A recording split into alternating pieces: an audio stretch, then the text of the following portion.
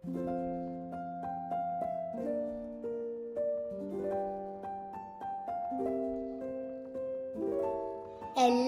ധാരത് പള്ളിയിലൊന്നും കണ്ടില്ലല്ലോ. രാത്രി എന്തൊരു തണുപ്പല്ലേ, ഞാനും മടിയായപ്പോ കേറിക്കിടന്നുറങ്ങി. അതിരിക്കട്ടെ, നിനക്ക് ഉണ്ണീശോനെ കാണാൻ പോയ ആട്ടിടയന്മാരുടെ കഥ അറിയോ? ആ, എനിക്കറിയാം. ആടുകളെ കാത്തിരുന്ന ആട്ടിടയന്മാരല്ലേ?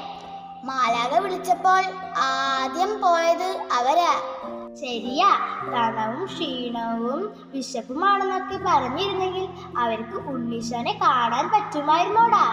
മാലാഖ പറഞ്ഞ സദ്വാർത്ത കേട്ട് ഓടിച്ചെന്ന ഇടയന്മാർക്ക് ഉണ്ണീനെ കണ്ടപ്പോൾ എന്ത് സന്തോഷമായിരിക്കും അല്ലേ? ഒന്നും നാളേക്ക് മാറ്റി വെക്കാണ്ട് അന്നന്ന് ചെയ്തെങ്കിൽ നമുക്കും സന്തോഷം വരാറില്ലേടാ.